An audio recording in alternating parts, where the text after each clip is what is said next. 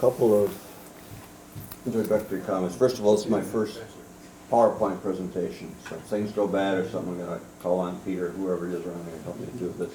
Secondly, I don't own a laptop, so it's the first time on a laptop for me. Hopefully it'll look the same as my PC.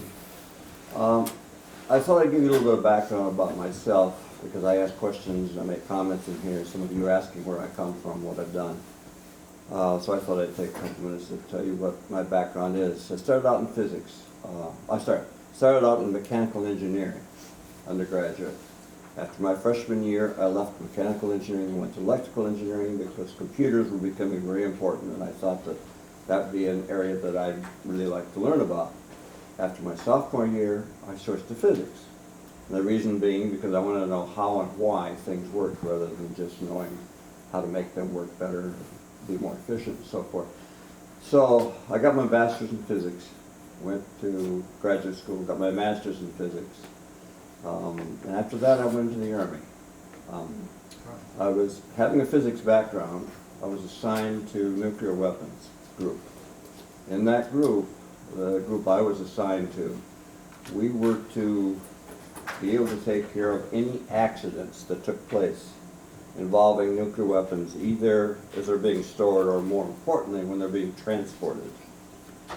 So I had access to all the nuclear weapons in the Army, Air Force, the Navy, and we could respond to any accidents that took place.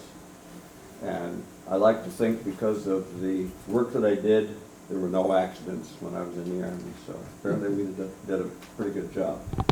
Really, what I was doing when I was in the Army was teaching groups who had to store weapons and maintain them. There's lots of maintenance that goes on all the time on nuclear weapons. So they would send their people to us, both military and civilians, to us, and we would train them on what to do if there's some sort of an incident involving that weapon. During that time, I had to teach radiation biology and radiation physics. So I started learning a little bit about biology then. When I got out of the Army, I decided that I was not going to get a Nobel Prize in physics, so I decided to leave physics to do something else. And at that time, physicists were beginning to make inroads in biology. If you know Watson and Crick, Watson was a microbiologist, Crick was a physicist. They used the technique from Rosalind Russell in Wilkins' lab to deduce the structure of DNA.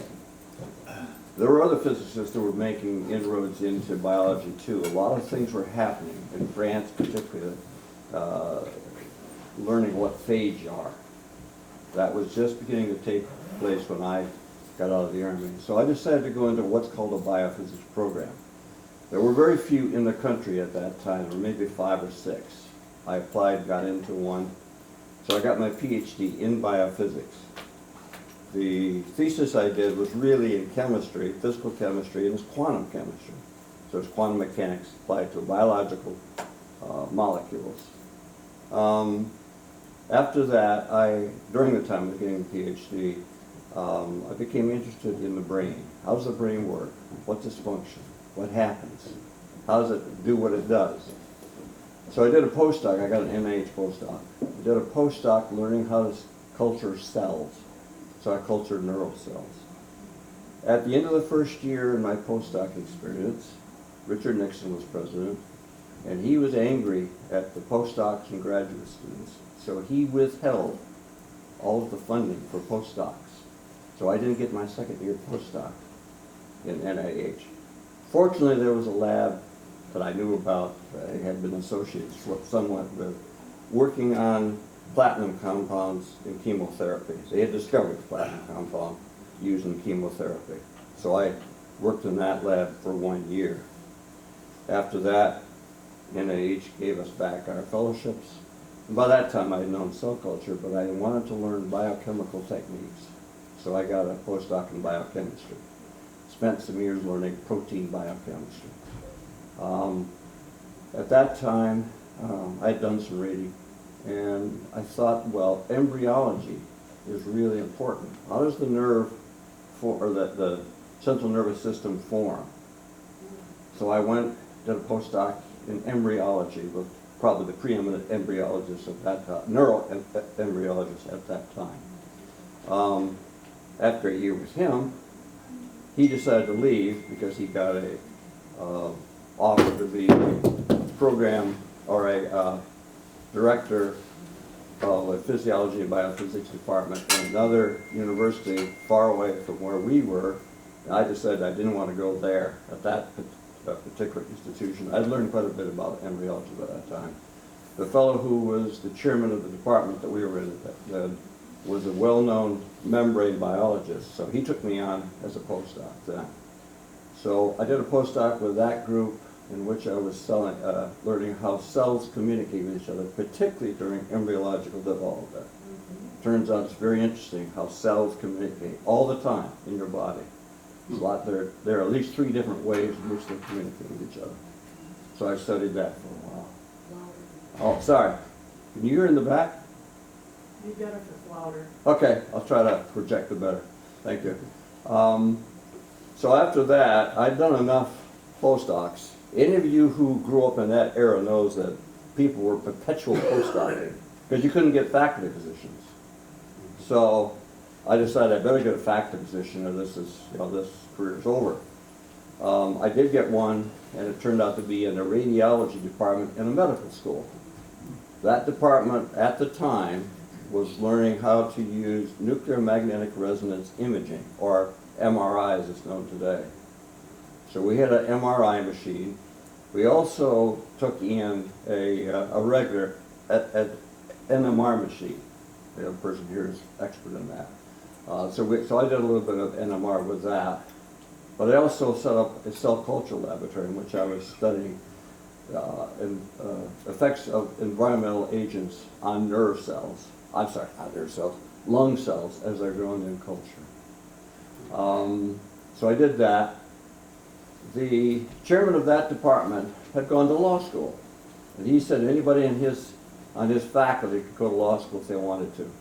So 2 of us took him up on it. So I went to law school at the same time as I was performing those faculty duties.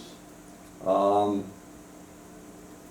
decided, and we won't go into why or how, I decided to leave research science at that point. Try to use law and science to make a career otherwise. So I went to DC and looked around, and I had lots of interviews in lots of different places within Congress, within the executive branch, law firms, and so forth, think tanks.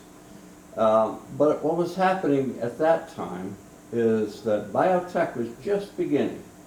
The West Coast, San Francisco, I think Amgen started there. Big things we could see were beginning to happen in what's called biotech. The patent office did not have any biotech examiners, and the people who were doing the examination there were organic chemists, and they were really getting swamped. They didn't understand it.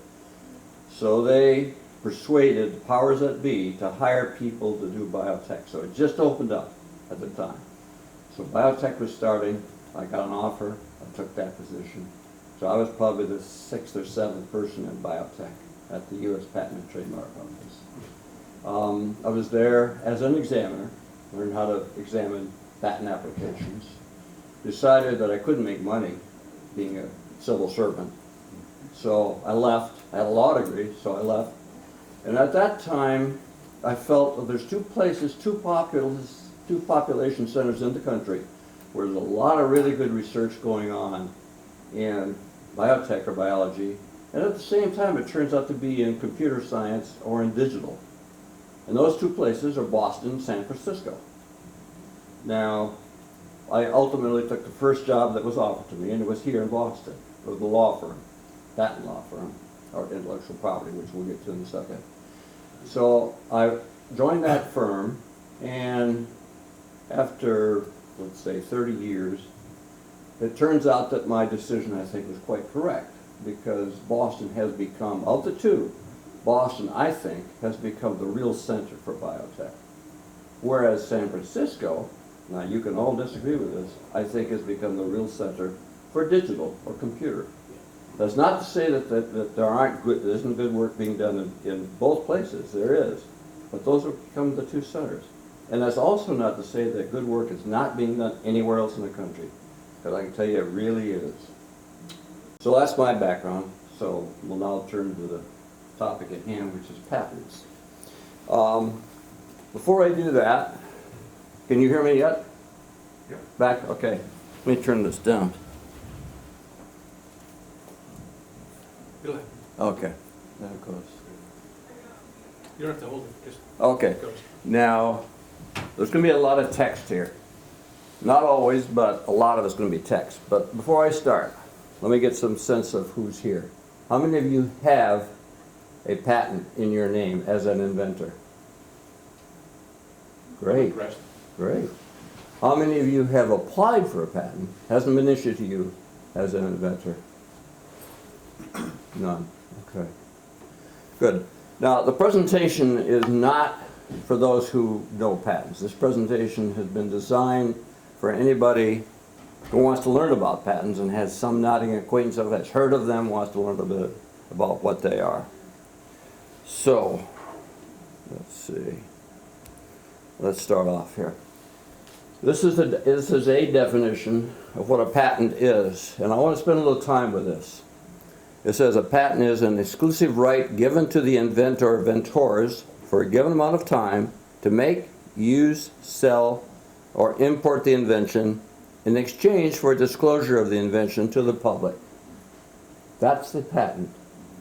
I want to tear that apart so we know a little better, learn a little better, get some relationship to it so you understand a little bit better. I'm going to do this in two parts. The first part, an exclusive right given to the inventors for a given time to make, use, sell, or import the invention. By import, I mean importing into the United States. That's what import means here. Now, that means, let me give you an example, and I could pick the example from the computer industry, which I want to really spend my time doing if I could, but I don't know computers that well, so I'm going to talk about biotech a little bit, and hopefully you'll see what it is. It isn't going to be that difficult. Let's say that an inventor named Aaron has come up with a composition that kills human cells. It's toxic to human cells. Okay? Now, taking the first part of that, can that person now make it and sell it? How many of you think that because the person has a patent, okay, he's gotten a patent on it, how many of you think that he can do that? He has a patent to it. Can he do it or not? How many think he can? Yeah. How many think he can't? Okay. The rest of It's the about questions, 50-50. The rest of you don't know or you don't want to raise your hand. You should raise your hand. Come on. You can only be wrong. What's wrong with that? Okay? The answer is both, really. See, I was right. You were right. The reason is because it's a toxin. Now, you don't want toxins to be out in the environment. You don't want, the people to come in contact or your pets to come in contact with that, and that kills them. So the government, the federal government in this case, or maybe the state governments, but the government does have some oversight of the use of patents. So probably in this case, because it's toxic, probably the government will not allow that person to at least sell it. He probably can make it and use it himself or herself. Well, Aaron, so it's him. So it's possible he can do that, but he can't sell it necessarily. Probably not. Cures cancer. Oh, Lita. Okay, Don't Bertha. confuse him with the facts. All right. Okay, now I come up with another inventor, Bertha. Bertha now, because of the fact there's a patent there, and Bertha can read the patent, she takes the ability to make that composition, and she applies it to a various panoply of cells, and she finds it only kills cancer cells. Can she now sell that composition because it kills only cancer cells. How many of you think she can? How many of you think she can't? Okay. Preponderates say no, and the answer is no.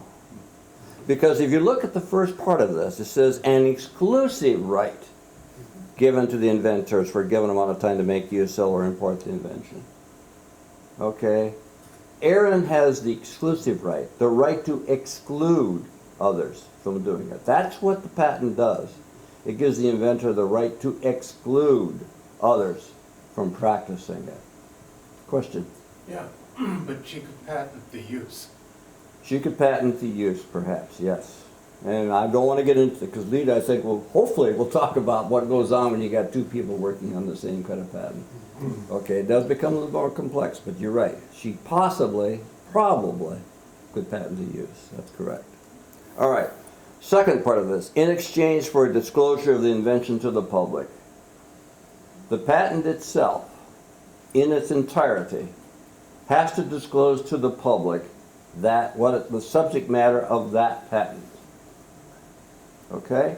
In other words, you can pick up that patent, read it, and if you're in the field, and even if you're not, you have the ability now to make that patent, or if it's a process, to use that thing. It's very possible to do that. You could do that, okay? Yes? Question, can patents ever be classified? Yes. Oh, yeah. I'll get to So that. that the general public really can't see Oh, them? no, they can. It's open to the public. Any patent is open to the public. Well, that's what Every I was patent. asking, can. Oh, you mean classified in terms of secret or not secret? Yeah. Oh, there was a question, I think about a month ago, about whether you can get a patent for something that has Department of Defense or national security interests, That's right? what I was asking. Yes. Oh, let me hold off on that. I will answer the question, but let me get to it a little bit later in the presentation. It's an excellent question. As long as it's on the agenda. It is, it is. Yes? So, does the patent disclosure have to identify, in the case of a chemical compound, for example, Yeah. the step-by-step process necessary to create that compound, or just, I created this compound and here's what it looks like and here's what it can do? It has to tell you how to do it. Okay? It's in exchange for the disclosure of the invention. You're disclosing the whole invention, including how to make it. Oh, yeah. Everything has got to be there. So product and process. Yeah. Yes, in the back. If you apply for a patent, is there any cross references to make sure that it's not infringing on somebody else's Yeah. patent? Yep. Yes, they do. Yes. I will Patent get, office does that? pardon me? The patent office does that? That's what the examiner's job is. Well, Yeah, go ahead, Lita. I don't want to get too technical, but the concept here is not prior art, that is, has someone done it before, Yep. but freedom of action. They don't go into whether somebody else's invention will dominate your improvement path. Yeah, I didn't want to get quite there The yet. answer is they won't tell you whether you're free. So they rely Yeah. upon the other organization? Things are not straightforward here. There's a lot of grayness that goes on in the patent field. But I And your mean, a lot question, of people think if I got issued a patent, then I can practice it. yeah, what I said, you can't necessarily. There's lots of reasons you can't. Right, Yeah. which just for you Yes. asked about. Yeah, you're right. Let's see, where was I?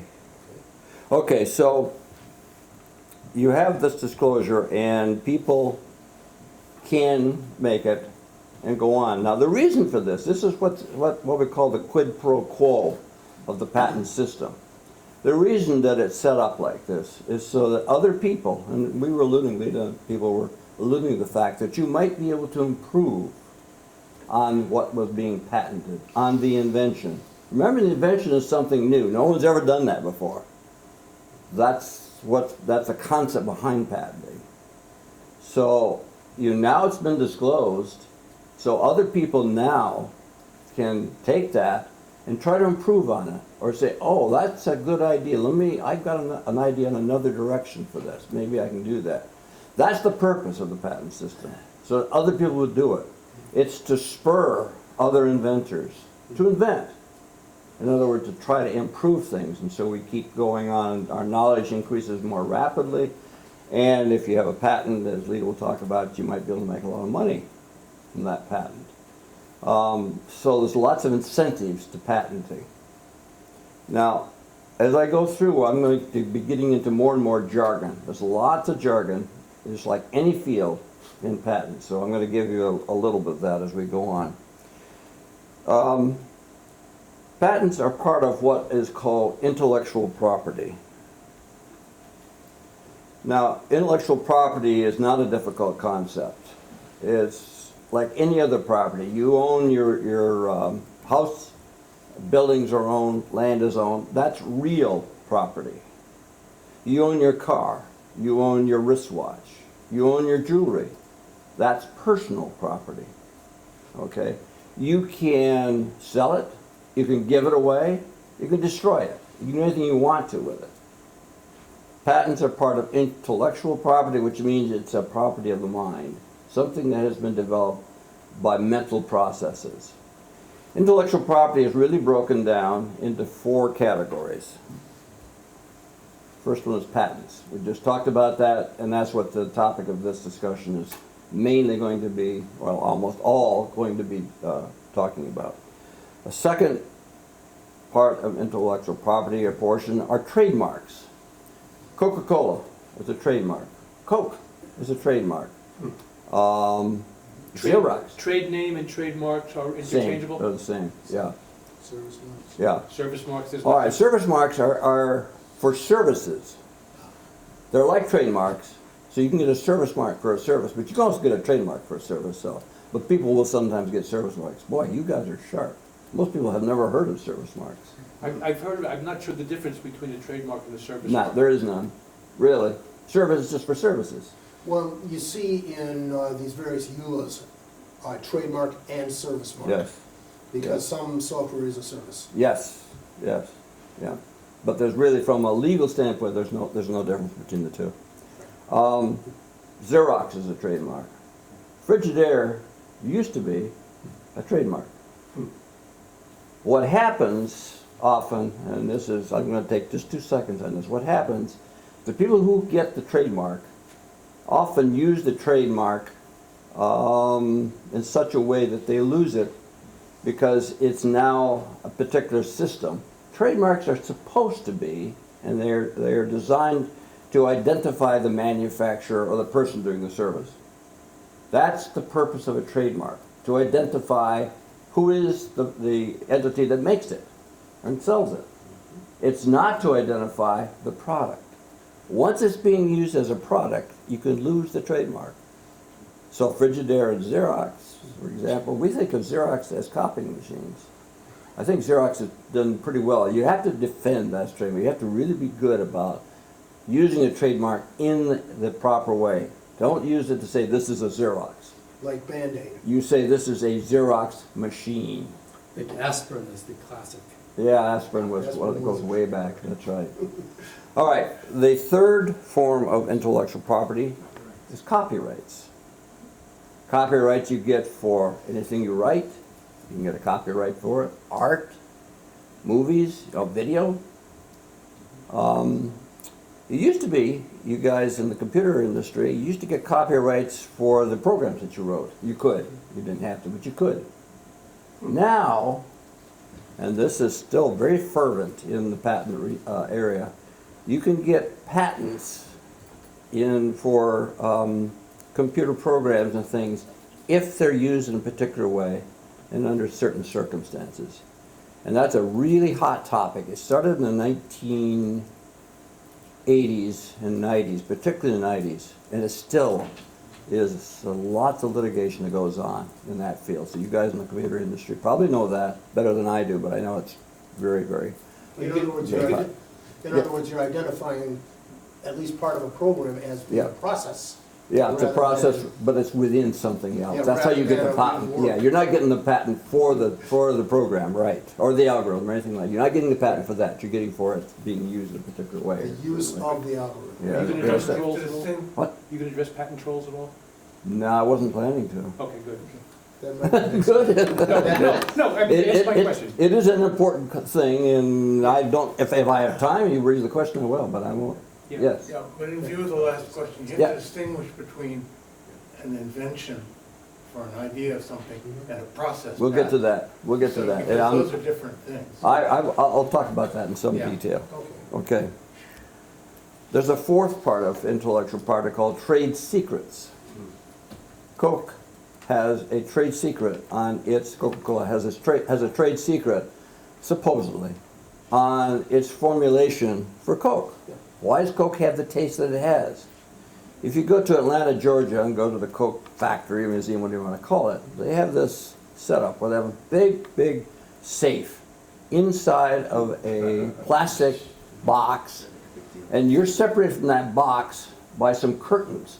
And they say that the formulation is in that safe. And somebody comes there every week or two and gets out the formulation to make a new batch of Coke or syrup. I don't know if that's true or not, but that's what they say. Anyway, trade secrets. Trade secrets are important. All right? If you want to keep it secret from somebody, and you can, you have that right to do so. Now, patents, trademarks, and copyrights are covered under the federal government. The federal government regulates those three. Trade secrets are regulated by state governments. Okay? Okay, now let me now go into, yes, question. Can you run a trade secret for a number of years and then apply for a patent? Can you? That's a tough question to answer. You can try. The reason I hesitate on that is, yes, in theory, you could. Many times, you won't be able to. Well, today, it's easier today than it was when I was an examiner. And I'll get into why that's true. But you probably, if I were to guess, I don't know this 100%, if I were to guess, you probably could, if you want to. All right? Why would you do it? Well, you think somebody else is going to learn about what you've got. Because once you put that product out there, they can reverse engineer it. You don't have a patent, you can't exclude them. Having a trade secret, you can't exclude others from practicing your invention, doing your invention, right? So that's a downside of using trade secrets. The upside is that it doesn't cost you anything. Patents are expensive, okay? So why hasn't anybody reverse engineered Coke and competed with them? Nobody's been able to find out what that formula is. People try. Various test kitchens have Oh, yeah, tried doing that. tried with for So- years. Okay, Coke and quite a number of others. Yes, So it's not a question of they have it, it's just a question of the ability. yeah, exactly. Now, am I From that correct, standpoint, yeah. am I correct in understanding copyrights is probably one of the easiest things to do? Yes, yes. Well, All yeah. you have to do is apply It- to the Copyright Office. Do you have to apply, or can you just declare it that's copyright? No, you have to send it to the Copyright Office. Because a million years Not ago, literature, No, What? not literature. only if you want to sue on it. Yeah. Otherwise, you own that copyright the minute you write it down. right, Yeah. that was my understanding, because in the early years when I was writing software, we were encouraged to put a copyright statement within the software itself. You're taking a chance. Yeah. You're taking a real chance to do that. Well, this Because is, other people could go to the Copyright Office, see you don't have a copyright on it, and they can copy it free and clear. well, this is a million years ago when we were writing stuff on stones. Why not, Anita? Yeah. Why not? Yeah. Because the law changed, Oh, when? probably 20 years ago. Okay. And the international law is such that you own the copyright Without without registering. without registering. If you want to bring it to court, you then. Then you have to do it. register, Oh, but okay, You don't okay. have to have done it. Okay, They good. were still violating your copyright Yeah, at the day after you wrote it. right. It's only if you want to sue on it that Okay. day you have to register. So what It's- they've, yeah. It's a change in the Yeah, law. exactly. So what they've done now is they've switched it a little bit, so the onus is not on the copyright owner to get it copyrighted. But what they've done is switch it so that if they're sued, man, if you don't have a copyright on it, then, No, but you can acquire Yeah. a copyright at any time thereafter. even if a person has copied it? Yes. Oh, Yes. Retroactively, oh, then? Well, Wow. you had the copyright the Yeah. day you did it. you did. So I write a Yeah. software program and I say copyright Peter Alvin 2020. You don't even have to do that. Yeah. You don't even have to Just- do that. it's there. They will copy it if you can show in court, you'll have to register it first. If you can show in court that they had access to it and copyrighted it. So you can show that it's an original work, so that I was the first. Not only that it's Don't have original, to. but that they didn't separately and without access to Yeah. it come up with the same thing. Yep, Okay. This Yeah. has happened in the music industry numerous Yes. times Yeah. with demo tapes. yes. More sampling and stuff. Yeah. And sampling. A lot of Well, stuff's there was a going on. famous It's a hairy area. Yeah, and that's but it probably did why they did it. change, and Yeah. did. Yeah, they- Interesting. I'm not, yeah, but I don't think the law helped too much, but maybe to some extent, to the copyright owner, the person who did it, sure, at least they get some rights to it. All right, I want to go into the history, yeah, go ahead. Suppose I completely independently develop it a year later, That's fine. and then, so you can't enforce your. You can't No. enforce it, your and that's copyright, why even if patents you are. register. Right, even if you registered it, you independently developed it. Right, That Whereas concept that's of, not true of patents. right. that concept of independent development was the very basis of why Tesla got involved in some of these lawsuits, and Marconi and all these others that I talked about.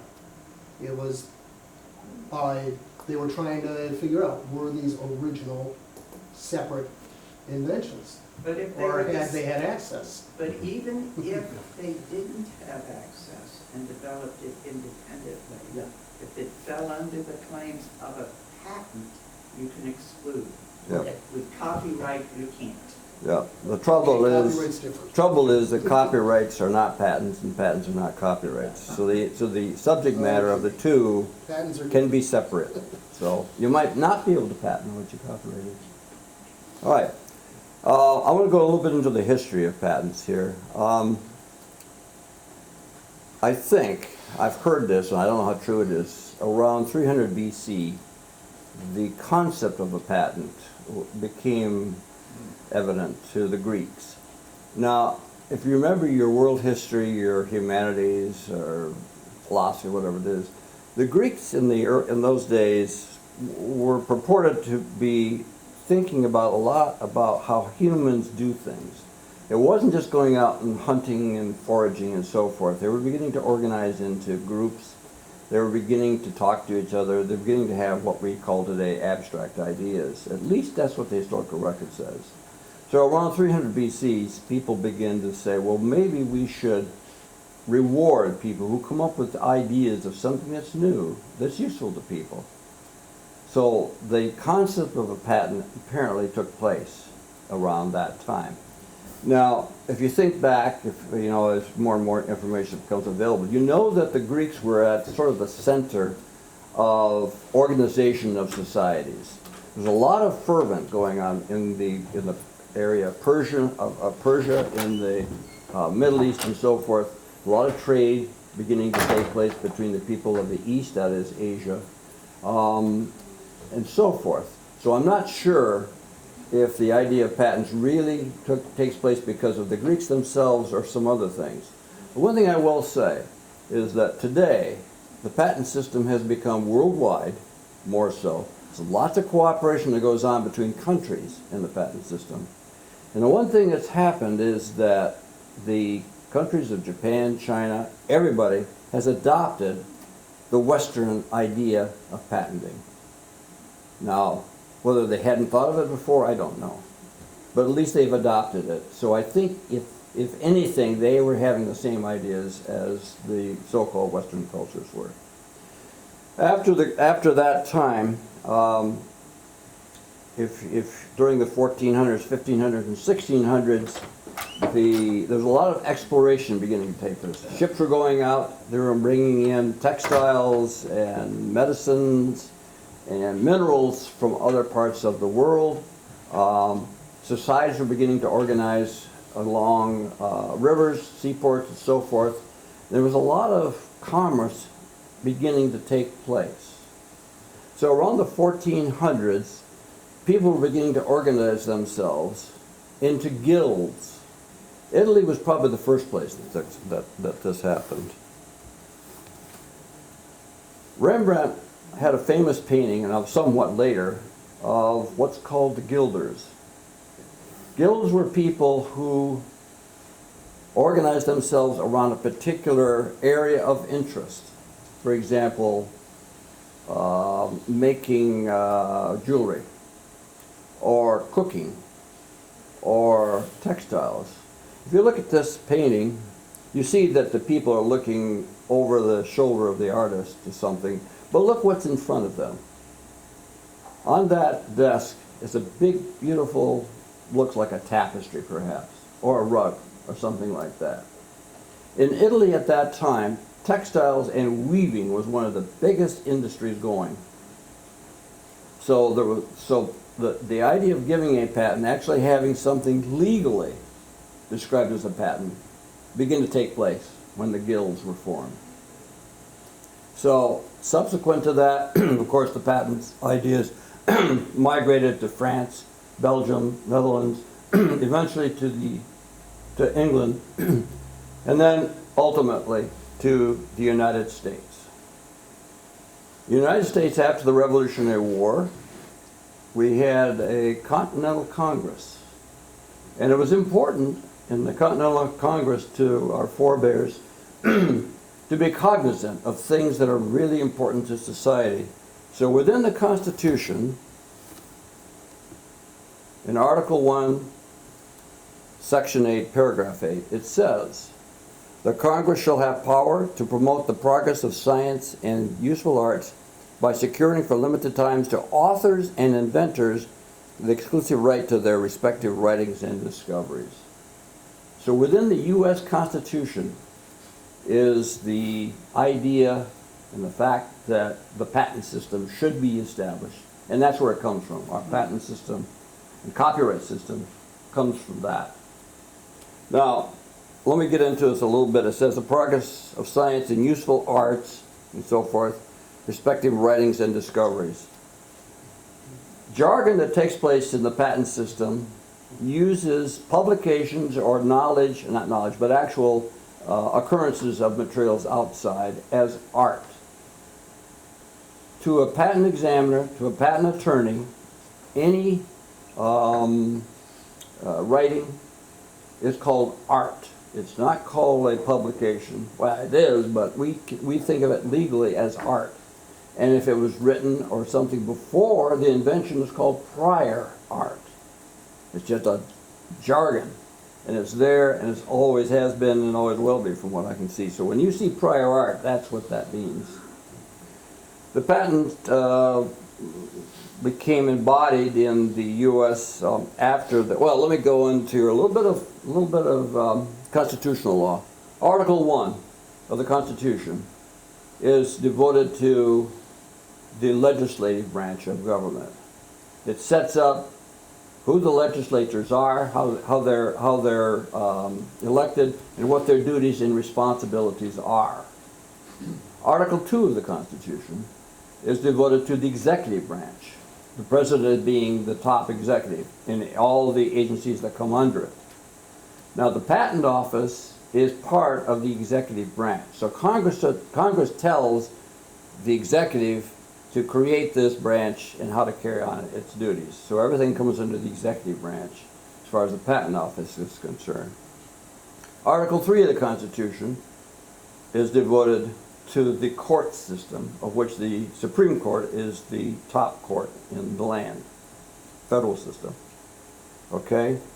Now, with this Constitution, those are the 3 articles. If you go to Philadelphia to the Franklin Museum, it's a beautiful exhibit of the U.S. Constitution. You read it. It's on the wall. It's easy to read. It's not that big if you want to. However, after the Constitution was ratified by the colonies, who then became states, okay, it was pointed out, they could tell they had not really given the rights to the citizens.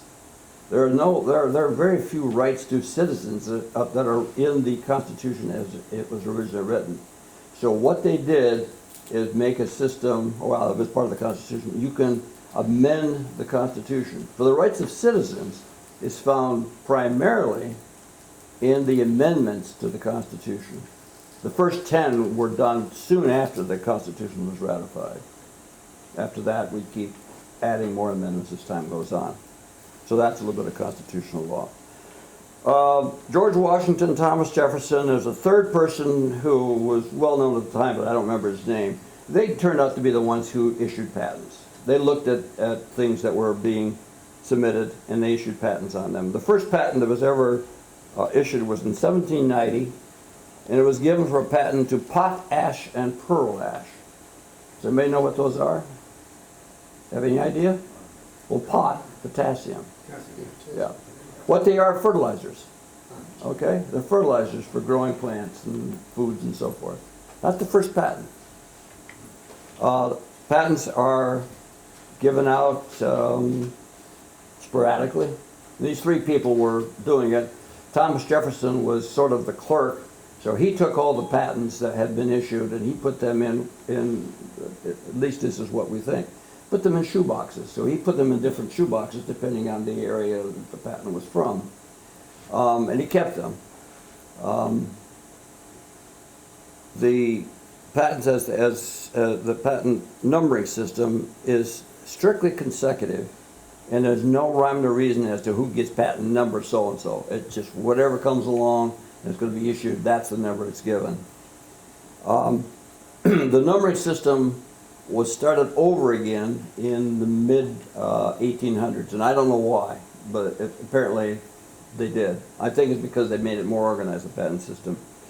There is one U.S. president who has a patent. Does anybody know who that is? Besides Liga. Yes. Abraham Lincoln. Yes. What was it for?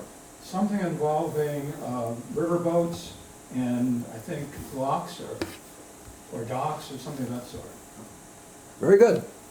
Yeah, he was given patent number 6,489, issued in 1849. Now, 1849, he's a young man here. And he had done a lot of work on boats going up and down the rivers. And they would come to these areas of the rivers. They're called shoals, but what they are is like sandbars that stick out. And boats can't get over them.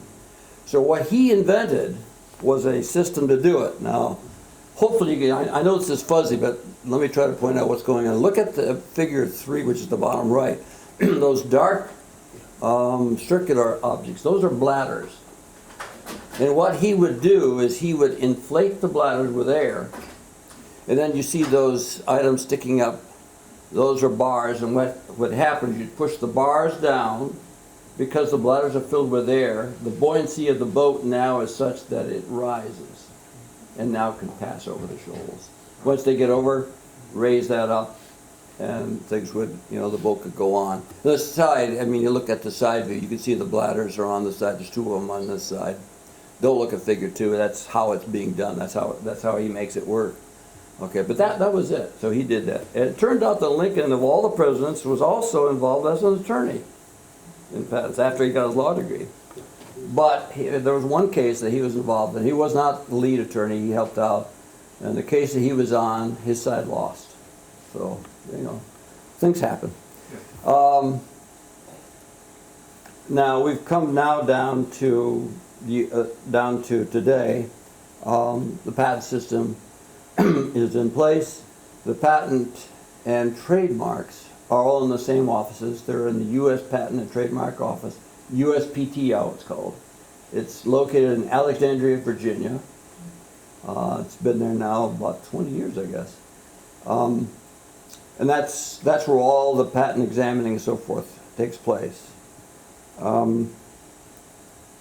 Okay, let me talk a little bit about what kinds of patents there are. Because, believe it or not, there's more than one kind of patent. First one is utility patents. That's what we've been talking about here. That's what most of you are aware of. You know about things that can be used. They have utility. There's a second one called design patents. We have a person here whose family works in the design patent area of the U.S. Patent Office. Design patents. An example of a design patent, a lamp, piece of furniture. You can get design patents for those. If you look at the front of some cars, you see 4 circles intertwined. Okay, what is that car? Audi, yeah. Design patents really help, help people to identify who it is that makes it and so forth. Is that a design patent or a trademark? You can get trademarks. But you can get design patents. You can get trademark and design patent, the same thing, but the trademark will be used for different purposes as a done as a design So the patent. 400 circles are design patents? You can get them. I would bet, I haven't looked at them. I would bet anything there is. If you look at the hood ornaments on cars, the Dodge Ram, for you guys, the Pontiac Firebird. Okay? So all the automobiles, you know, logos, if you Automobile, will, the things that are there. probably are design patents. Yeah, because you don't want anybody to be able to take that design and use it on another car or something like that. So why You want doesn't that design patent. transfer to clothing? Design patents for Yes. clothing? There are. There are. It's hard, It's hard, yeah. because things, my understanding. It has to is be unique, see? It has to be a very unique design. The one area that I'm aware of is women's pocketbooks. Yes, The design of the woman's pocketbook is not patentable, however, the logo inside the pocketbook is patentable, and therefore, maybe it's trademark. yeah. So No. that's the, No, it could be design. So when someone is arrested for using counterfeit merchandise, Yeah. it's not the shape and the material or anything else. No. It's the name of the designer inside Yeah. that is used for it. As I said, So, these areas of law are very murky. So there are court cases that decide whether it can be or not. I mean, we have a person here whose daughter is a design patent attorney, or patent examiner. And it's, you know, it's the same sort of thing as we in utility patents were. We really have to go through a lot to say that this design is deserving of a design patent. Okay, so you go through a lot there and you say it can't be for a lot of, yes? Wasn't there a case, no, it's a few years ago, the ladies' shoes where they had those bright red soles? Jimmy Choo. I'm not aware, but And there was a big argument whether you could patent, because you can't patent the color. So whether that was a unique design or not, I don't know who won. probably not, yeah. I would have done I that. know the shoes.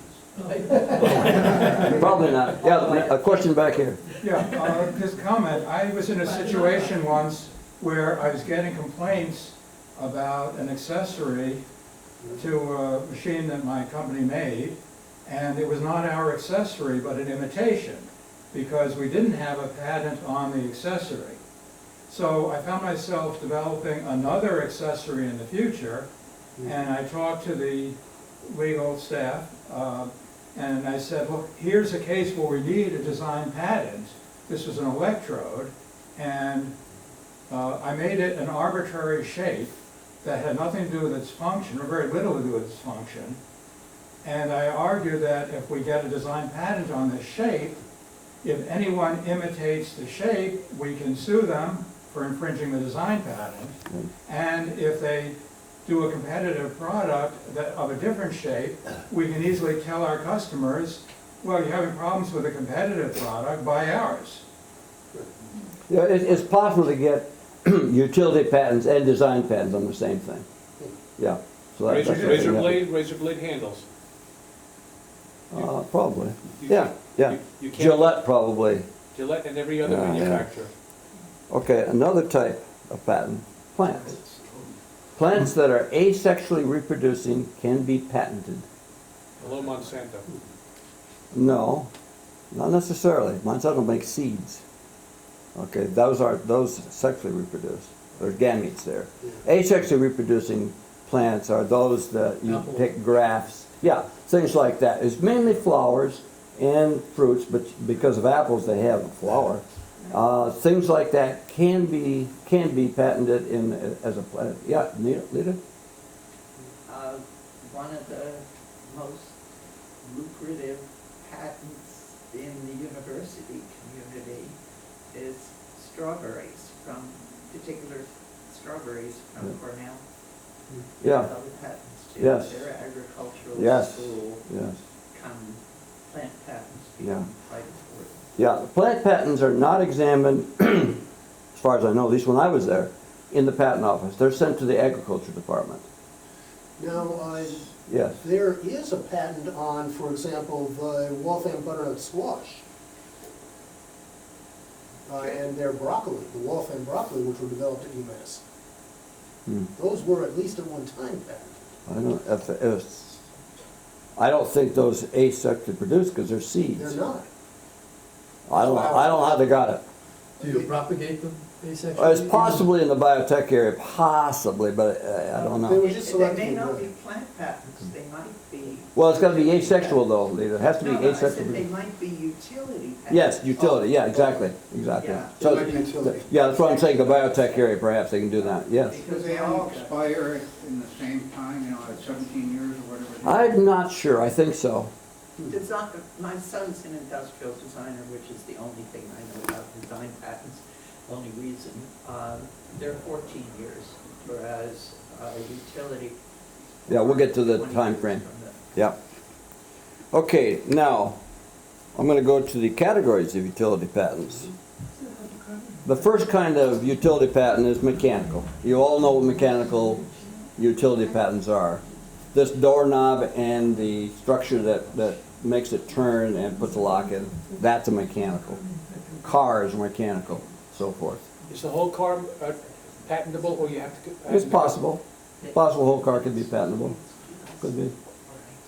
Okay. Probably not today, but it could be. You can try. Secondly, the second category are electrical. Things that are mainly function from the standpoint of electricity or electrical magnetism and so forth. Within that are computers. So computers are considered to be part of the electrical area. Third area is chemical, for third category, and that includes biotechnology. When I went in, I told you that I was about the 6th examiner. While I was there, it exploded into 20 or so, and at the time I left, it became its own group. The patent office itself, trademark office, the categories, the reason I gave you the categories, because they are now broken down. So you got 3 main categories there. They're broken down into groups. There's lots of groups. For example, in chemistry, we have the inorganic group, the organic group, the polymer group, the biotech group. I don't know, there may be some more now. Electrical, mechanical, also broken down into groups. Each group is broken down into what are called art units, group art units, GAU. You may see that in patents, or if you look at the literature sometimes. Art units. The art units are further broken down so that what the people are looking at in that art unit is much more narrowly defined. Within each art unit, you have examiners, and the examiners are further broken down, so they're only looking at patent applications only in a very, very small area of expertise. So this is the way it's being broken down. So the examiners supposedly are only looking at something in their particular expertise subject. And the expertise is something that grows as they examine it. They don't come in with it. This is something that happens as they're examining. Question? Seems to me a lot of useful things in the last several years have been because they've combined 2 different fields. Yeah. And something new has emerged. That's what's- It seems like pigeonholing it this much Yeah. is a different. Good point. Excellent point. You're absolutely right. What's going on, and this harkens back to my background, biophysics. That didn't exist back when I was there. But what was happening, and I saw it, or we saw it, was look, you've got people from chemistry, physics, attacking problems in biology. And so you're getting this melding, and it's taken until about, let's say last, I'd want to say 20 years before academic institutions, as well as society, has caught on to the fact that people from a variety of disciplines have a lot to offer in some problem. And you're absolutely right, this is going on, and so it's really become apparent today that you're getting this cross-fertilization of ideas and methods and problem solving that goes on. The patent system, unfortunately, still categorizes. That's the only way they can organize, okay? Well, can you get someone from 2 different disciplines working on the same patent? No. You mean in terms of examining? Yeah. No. We have one examiner that does it. I'll go into, hopefully I'll have time. Well, I've only got a half hour. I may not have time. But anyway, I was going to get into how the examination process goes on. And there's one examiner. I'm just oversimplifying that. But in answer to your question specifically, no, there's only going to be one examiner on it. You're not going to have 2 people looking at it. You're going to have one. You have to. Because otherwise, you know, it would break down. You'd spend too much time trying to get the examination to go on. Okay? The patent office tries to stay ahead, so they're always reclassifying things all the time. It changes every year or two where things are classified. So they try to stay up to date on what's going on in the field. Okay. Dick, at this point, Yes. you mentioned time. It seems like you have more than a half an hour's worth of material. I bet I will. Particular So- questions. So. Right, okay, so when you get close, you can see the clock better than I Yes. can, you're looking this way. Oh, When you yeah. get- If you get to a reasonable stopping Sure. point, close to 11:30, Yeah. why don't we stop there, and then we can pick it up logically at another session, or include it in part of a potpourri if Yeah. it's less than a full session. Yeah, we'll have questions, and I'll try to leave a little bit of time at the end for other questions. Lita's gonna be giving a talk next week on So licensing. we'll just ask but, her yeah. everything.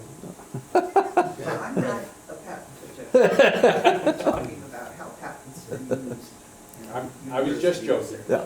Okay, now let's get to what is patentable, because there's been some questions here. What's patentable, what isn't patentable? Okay, the first thing is patentable is a machine. That's kind of self-evident. Any machine should be patentable. Machine is a bunch of components that work together to accomplish a certain function. That's what machines are. They kind of know what that is. Manufacture.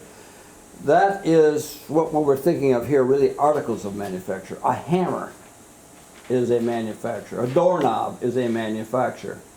That's something that's made by man, that man can use to do something. That's a manufacture. It doesn't by itself do it.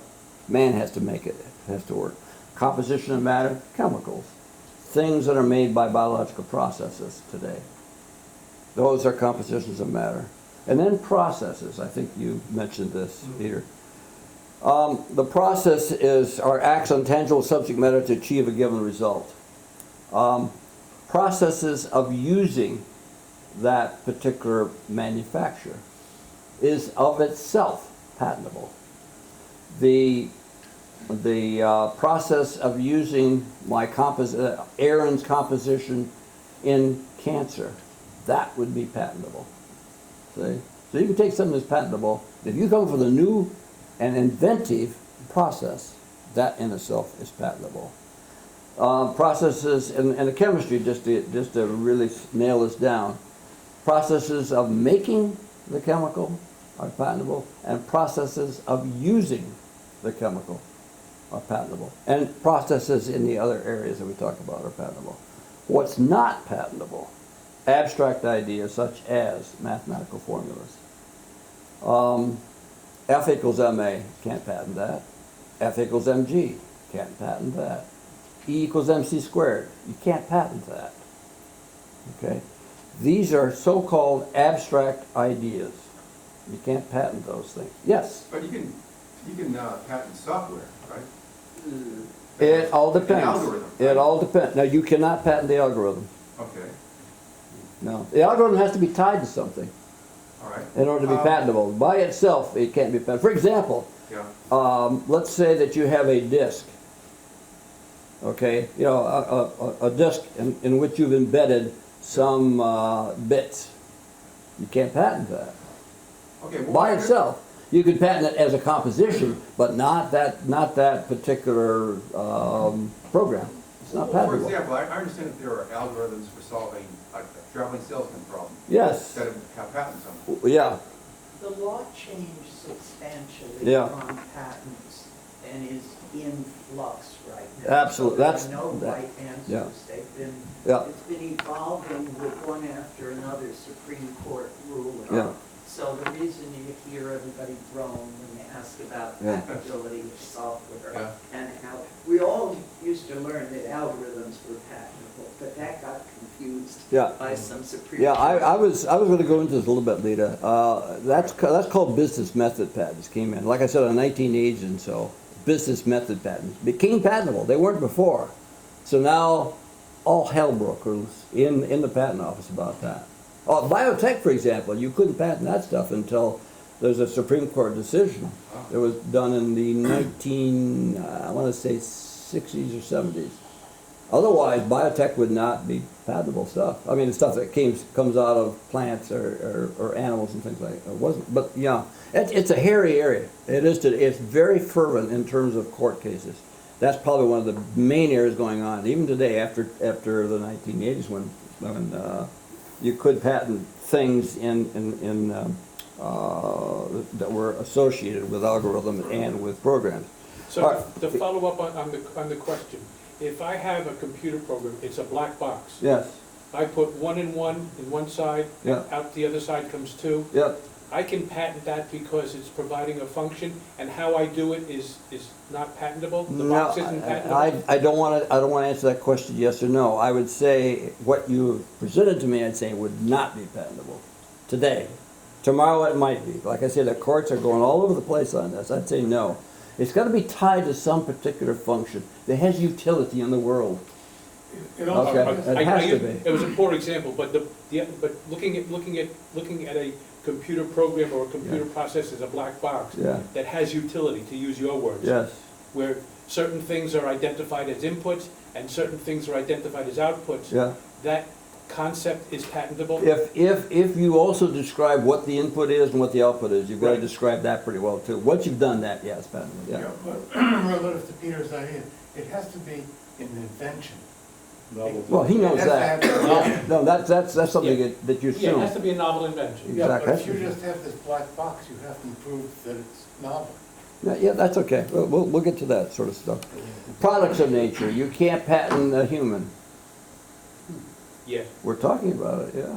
Yeah, you can't patent bacteria that you get out of the soil yet. Natural phenomena, things that just occur in nature, just are there. They subscribe to our physical laws. For example, you can't patent that. And finally, methods of organizing human activity. Now, this is part of the computer stuff that goes on. You cannot patent. So, George, you can't patent things in economics, according to this. Something in economics per se is not patentable. However, as you well know, I'm sure, there's lots of patents in the economic realm, in the business realm. For example, how how Amazon gets its products and delivers and things like that. I'll bet there's patents on that. That's process.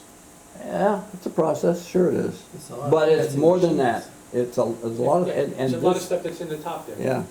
So anyway, that's what you can't patent. Now, when one is given a patent, it's called a letters patent, and I'll go into how you obtain that. That's the last part of my talk, is how you obtain them. Patents themselves, they come to you sort of as a bunch of pieces of paper. About a month ago, somebody asked me, and we're just talking in the back of the room here, about how many patents had been issued. And I said, I thought maybe 2 million. And he said, no, it couldn't be 2 million, it's gotta be more than that. And Mitch said, it's gotta be 10 million or more. So I went and looked the next day, and Mitch is right. There were 10 million patents that had been issued, more than 10 million And that's patents that since had they been changed issued. the numbering system. Since they changed the numbering So system, there were some yes. before that. There were some before that, And yes. that's- Not many, there were just a few thousand, not much. And those are only US patents, correct? US, I'm only talking about the US system, I haven't talked about anything else. If we have another discussion in another system, or another day or so, I'll talk about more what goes on in Just worldwide. in 25 words or less, the patents in other countries are more or less analogous to this? I'll talk about that, I don't want to get to that right now. So there's not a simple yes or no? Okay. Yes, they are, that's the simple answer, yes. Oh, yeah, oh, that's fine. Not only analogous, are the same. Yeah. But there's Okay. very big differences, I'm sure. No, there aren't many different. Like I said, we've come to an international system today. And now the patent system, all countries, pretty much. It used to be, when I was in the office, there were 2 countries that didn't subscribe. Now all countries do it, across the world. Okay, and they're governed by international treaties, but it's mainly the system we use, everybody uses the same. But going back to your first slide, Yeah. well, one of the first slides, Yeah. it's the patent is good for the United States. Yes, you get a US patent. Right. Somebody in Great Britain gets a Great Britain patent. That patent is not good in the US. Again, that did show up with Marconi's patents versus Yeah. Tesla's patents. Yeah, Yes. right. Marconi's were It in goes Britain. way back, yeah, it goes way back to the beginning. So- Let me make an observation. When somebody tells you, now maybe some of you are part of this, so I'm gonna maybe blow your bubble a little bit here. When somebody tells you that they have 50 patents, I'm skeptical. because what they may be having is a patent of the same invention in 50 different countries. Mhm. So I'm skeptical when somebody tells me they've got, lots of patents. I want to know what are the inventions. I don't want to know what the patents, how many patents you They're have. right, it's just that they don't have 50 inventions. That's right. One invention, but it's all a different country. You got But it. when Thomas Edison had over 300 patents, Yeah. those were different inventions. Those different inventions He he had bought was. most of those. He was one hell of an inventor, and he went to the patent office. Yeah, That's he one thing he bought did. a lot of He really did that. All right. So anyway, so we got 10. We have 10 million. Not the first. 10 million. We got at least 10 million. We're up to 10 million, some 100,000 right now today. Now, when you're issued a patent, and on the 10 millionth patent, the patent office changed what's on the cover of the patent. This is the new cover that came out on the 10 millionth patent. It's a new cover design. The patent here, 10 million, was entitled Coherent LiDAR Using Intrapixel Quadrature Detection. That's the title. Here we go. Does anybody here want to tell me what that means, what's out of it? Because I'm not a computer person. Does that have anything to do with laser scanning? That's not computers. It's not computer. It's not a computer. That's a, that's Laser kind of, scanning. Visual laser. I'll tell you, it comes from the computer system section. you though. need a I'll bet computer you. to do it. Yeah. Absolutely. Yes. That's why it's in there. Yeah. That's why it goes to the computer group. Yeah. Anyway, And they What call is it it? LiDAR, not LiDAR? yeah, the two are kind of synonymous. They are. LiDAR. Well, you know what LiDAR is. Laser detection and ranging. Yeah. Right. Instead of like, which really, when I read that, I said, man, you're taking an acronym to make another acronym. Because laser in itself is an acronym. Yes. That was fantastic. Anyway, that's what it is. It was given to Joseph Marion. Anybody want to guess where he was employed? MIT. Yes, Raytheon. Raytheon. Raytheon. He's in California, but Raytheon. Yep. So it's a Raytheon patent. All right. I didn't know when I was making, like I said, this is the first time I've done a PowerPoint. I didn't know that you could actually blow up things in a PowerPoint. So what I did is I just redid some of the stuff here on the PowerPoints. So what I want to do is read it to you. Okay, I'm going to read. I don't see a date on it. Oh, the date was, I'll tell you, you're right. I'll tell you the date. It was, Last week. it was June 19th, 2018. Not bad, recent. Relatively, yeah. Like I said, I didn't realize 10 million. Mitch got me onto this. Anyway, this is what it said. That was kind of nice. The director of the, to promote the progress of science and useful arts. Goes back to our Constitution. The director of the United States Patent and Trademark Office has received an application for a patent for a new and useful invention, and we're going to get to that. The title and description of the invention are enclosed. The requirements of laws have been complied with, and it has been determined that a patent on the invention shall be granted under the law. Therefore, the United States grants to the persons having title to this patent the right to exclude others from making, using, offering for sale, or selling invention throughout the United States of America, or importing invention into the United States of America. And if the patent is a process, the right to exclude others from using, offering, sale, or selling, so forth, so forth, so on. So that's what it is. Now, So that exclusion means that if you don't have a patent in this country, or somebody else has a competing patent, you can't even import the product? correct. And that's Why the importation is important in the patent law. So can somebody now in Britain read the patent and start making it in Britain? Yeah, in theory, For sale. Oh, there was in theory, but we'll get to some of the stuff that goes on, or might not happen. But Charlie, I would think today with the technology and the stuff that we have, that when somebody has something significant, there's multiple parallel patenting operations going on. Yeah, Well, I was usually, thinking not so much of Britain. Lita, but I'm China. sure we'll talk Yeah. about this. Usually when people invent things, oh, you're not gonna talk about, okay. What goes on is when you apply for a patent in the US, yeah, okay, let me tell you right now. When you apply for a patent in the US, when the application comes into the US Patent and Trademark Office, it goes to an applications branch, and they look at a lot of different things, and make a lot of determinations. One of the determinations is to see, okay, is this something that maybe we'll examine and so forth. One of the things they do is they'll send back to you something saying, yes, this is something we'll look at. and now it is okay, we've looked at it, it doesn't look like it's gonna have any national security, things like that. You can now apply for a patent in other countries. Once you get that, what happens across the board, people apply in other countries right away for a patent on that same thing. Okay? That's what usually happens today on this. Now, somebody, okay, I want to come back to the question about whether you can patent. Get a patent if, Pardon? you can't get a patent in another country if the information in your US patent is somehow been published or described or something.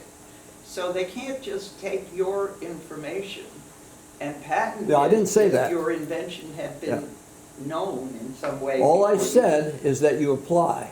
I didn't say you got it. Oh, okay. That's all I Well, said. you're not really eligible. Yeah. I mean, you can always apply. Yeah, yeah, and there are other things that go on in that. I'm just saying you're now free to do that. What they're doing is reminding you. You can do it anyway, but they're reminding you now can do it. And I'll go into why that's done. Maybe not today. So But, patent pending can sit on the shelf for a long, long time, and you can, no, no, no. not anymore? No. Used to be, Yeah. people would apply and then they'd keep patenters out of it. Yes. Our friend Lemelson was good at that. Anyway, I don't want to get into that. Anyway, But basically, the big thing is that the law changed. yeah, And your patents, even if it's the third generation of reapplying, if you claim a priority date on the first patent, you get, whenever your patent issues, it's gonna expire 20 years yeah. after that That was, priority. again, that's something I was going to cover, Lita. That stopped all that nonsense. Yeah, Lita, I was going to go into that. What was going on from that? Okay, The thanks. drug companies had Thank to you. do it too. Well, they just do new patents. Okay. Anyway, we'll talk about it some other time. Okay, what I want to do now is actually look at a patent and show you how to read patents. How many of you have read patents? How many of you like to read patents? Depends. Wow! The first time I read patents, I thought they were horrible, and they still are. They're deadly dull, dense, and horrible to read. Okay? Now that I've been in the patent field for half of my career, they're not quite so bad. And what I want to do is give you some sense of how to read them and what goes on with it. Okay, this is the front page of a patent. This is a different one. I could have picked it from the computer, and I tried to pick one that wasn't, you know, that I would understand, so I couldn't find too much. But this does come from the computer area. It's a patent that was examined in a computer area. But it's very easy to understand conceptually what's going on here. Now, I would bet that you in the back of the room can't read that. Am I correct? All right, you can't read in the front room. All right, so what I've done is I've blown this now. Can you read it in the back of the room now? Yeah. All right, so let me go through this. A lot of information. This is the first page after that cover page of a patent. So it's going to take a little while. We'll go through what's on a, yeah, hopefully I'll get through this part anyway. So at the top, right, barcode and the number of the patent. As I said, they're given out in serial order. There's no rhyme or reason as to what that number is. They're usually given out by the commissioner's director's office on a Tuesday. So every Tuesday, batch of them are given out. So the patent is numbered, U.S. number so and so. B2. That B2 doesn't mean too much. It means that's the second time that this subject matter has been published. That's what the B2 means. It's been published before once, and now it's being published now again. That's the date the patent has been issued. Okay, it tells you when it's enforceable, when the person who has the patent now can enforce it as of that date. Could not enforce it before, now they can. All right, U.S. patent. Patents always are, each page is subdivided into columns, 2 columns. Every page of a patent has 2 columns, left column, right column. Okay, so let me go down the top on the left column first. I'll jump to the right, and then I'll go to the bottom of that front page. Rogers et al. Okay, Rogers is the first named inventor. This is the title, Weight Monitoring Systems and Methods Using Biometric Identification Input Devices. Kind of esoteric, but really isn't. The inventor is Sharon Rogers. Her address is in Greenville, North Carolina. John Arthur Thomas Darrow is his co-inventor. His address is also East Greenville, North Carolina. Now, those of you who have worked for universities, companies, and so forth, I'm pretty sure when you take your job, you make an agreement that if you make an invention on the company's dime or under the university's auspices, that you assign your rights to that patent to that company. That's the assignee. So Lita, for example, has MIT. Her inventor's assigned to MIT. MIT is the assignee. Raytheon is the assignee. In this case, it was East Carolina University in Greenville that is the assignee. They're the ones usually pay for all the patent prosecution, everything goes out. They're the ones that license it, and Lita will talk about that next week. All right. It says notice, subject to any disclaimer, the term of this patent is extended or adjusted under 35 U.C. 150 by 219 days. Okay, as Lita mentioned, patents are only enforceable for 20 years from the date of the application for that patent. All right? 20 years is the time. Remember that first slide I put up there, a period of time, enforceability. 20 years from the date of the application for that Has patent. that changed over time? Yes. When I was there, it was 17 years from the date of patenting. So it'd be 17 years from February 17th. That changed. And I'll go into why it changed, how it changed, when it changed. Hopefully today, maybe not. But now it's 20 years from the date of application, which was March 22nd, 2012. So, 20 years from that date. Utility and design? Design, I think we talked about, was less than that, right? 14? 14 years, but I Yeah, don't know. it's less than that. It's less, I think. I'm not positive. I said 14 years. Yeah, I think it's 14, yeah. It's 20 years for utilities. From the date of file? Yeah, from the date of filing of this application, correct. Application number is so-and-so. It's just, again, it's a serial number. It's the 13th group, so 100,000 and so forth. Okay, prior publication data. This application was published under US 2012, so-and-so, so forth, on September 27, 2012. That's when the application itself was published. That's why the B2, that's the second time it's been published. First time was here, back in 2012. So in 2012, it was in the public domain, Yes. Yes. but your rights are preserved because it was under You review. filed first. Right. Yeah, yeah. And we'll get into that, Yeah. what goes on there, yeah. Anyway, now there's a bunch of stuff that'll come in after this that I'll get to in the next slide. Upper right, field of classification search. This goes back to people talking about examination. What are the numbers in parentheses? Beginning of each line.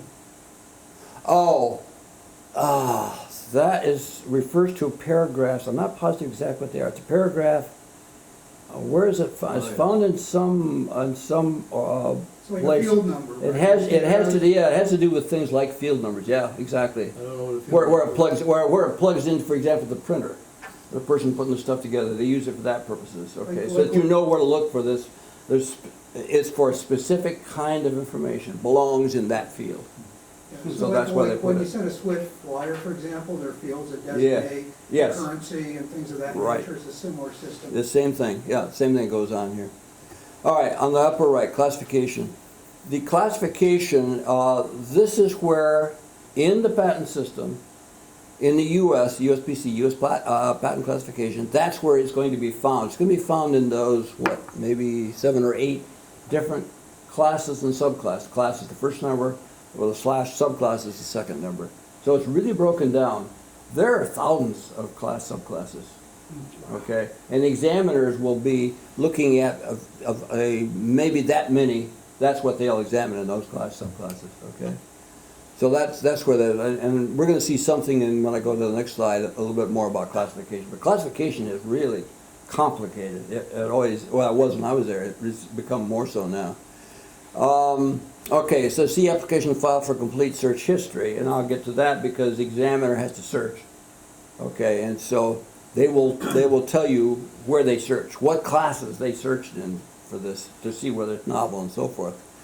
The documents that have been cited in allowing the patent to be granted are listed here. Now the first set of documents are U.S. patents, and you'll see that they're listed by date pretty much, all right? The asterisk means that's something that the examiner found. The other patents were things that the applicant submitted, there's a requirement for the applicant to submit prior art, all the prior art that they know of that pertains to this invention. So the examiner has a better idea of whether this is inventive or not. There is a requirement for the applicant to submit prior art. The examiner also, as I said, will also search and do things and come up with different pieces. Often they come up with the same, but they come up with different ones, and those have been designated by the asterisks. All right, the bottom. On the left-hand side is the beginning of the classification aspect. Also, wait a minute, related to U.S. application data. Provisional application number so-and-so was filed on March 25th, 2011. All right, this is something that happened, I think it started in 1980s and so forth, were provisional applications. You could file a provisional application to your invention. That provisional application, in a sense, held your invention in abeyance in the patent office before examination, and it was yours. If anybody else filed on your invention after that provisional date, given what goes on legally, they could not get a patent to it because you had filed by that provisional date. That date can be no more than 1 year before the actual application date of that patent application. That's first. Secondly, that provisional application must contain most, if not all, it has to be essentially what you are going to file your patent application on when you do file it. Is that public? No, that's the thing about provisional applications. Good question. Provisional applications are not published. See, that's why you're given that 1 year, so people can't find out about it. But what it's doing, it's establishing your date in the patent office. That's its purpose, provisional. Now, as I said, and Lita pointed this out, there was a big change in the patent law, and it really took place 2013, I think, was the patent, the latest change. I mean, the law changes, periodically every 15 years or so. 2013 was the last one. And what it is, it's based on the first inventor to file system now. That's where we are in patenting. It used to be the first inventor to invent. And that gets to some of your questions before, holding on to it and so forth. I think that was your question. It used to be, if you invented, and you invented before the others, you could get a patent to it. There's a lot of litigation that goes on there, and so what was one of the reasons for the change in the law was to try to get away from that litigation to do it. I personally think it should be a first inventor to invent. You should be given credit for your invention. But I can see, with what goes on today in society, you go to the first inventor to file, because if you invented, chances are you're going to file it. It's also because of international. That's the other thing. That's the other thing. Yeah, the international came in, and that was a melding of international. The two came together. Yeah, that's exactly. You're absolutely right. In the Europeans, it was first to file. Yeah, it was. It has been for some time. Yeah, it was for a long time. It's a lot easier to tell who filed first. That's right. That's what I say. That it's done for that purpose. Okay, but conceptually, shouldn't the inventor be given credit for the invention? Whenever. Anyway. That's what it is. Well, remember, it's not to award the inventor, it's to make sure it gets published. No, it's to reward the inventor. The first part of that is to invent. You were saying reward. it was actually to get it out. You can exclude if you're not rewarding the inventor. Why is the inventor able to exclude? Okay, sure, it's for the inventor. Anyway, on the other side here on the right, okay, classification. I was going to talk. Classification scheme changes all the time. And you can see this patent was issued, and it still is going on. And there's all kinds of classification schemes that they publish with it to see what's going on. So the old classification scheme is down 52 U.S. class. That's the old classification scheme of USPC. Okay, the new ones are now the GO, whatever it is. That's because, again, international classification. So everybody, all the international now, look at this, and we're all classified together. It used to be Europe and the US and Japan had different classification schemes. It's difficult to look into their patent systems to be able to do it, but now we've become intertwined. Everybody's doing it together. So that's what we've gone to now. Okay, on the right, other publications. First of all, we look at, the examiners will look at US patents. We'll also look at US patent applications. They'll look at foreign patents too. But they'll also look at anything that is published anywhere. Now in biotech, most things are published elsewhere. So you're going to see pages of this stuff listed here, of things that were published elsewhere in the biotech area. A lot of stuff. You have a primary examiner. That's the one person who examines it and allows it or doesn't allow it.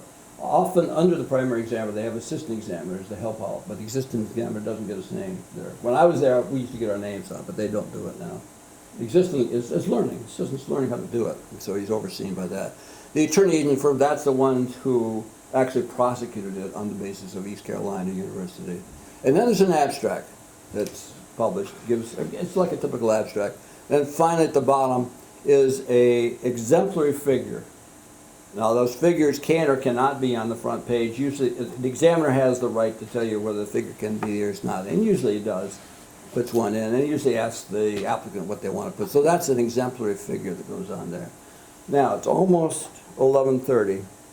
What I wanted to do from here on was to get into the actual patent itself and to read a few sections of the patents so that you get an idea of what is in the patent itself. And then finally, I was going to talk about how you obtain a patent and what the examiner is doing, what happens there.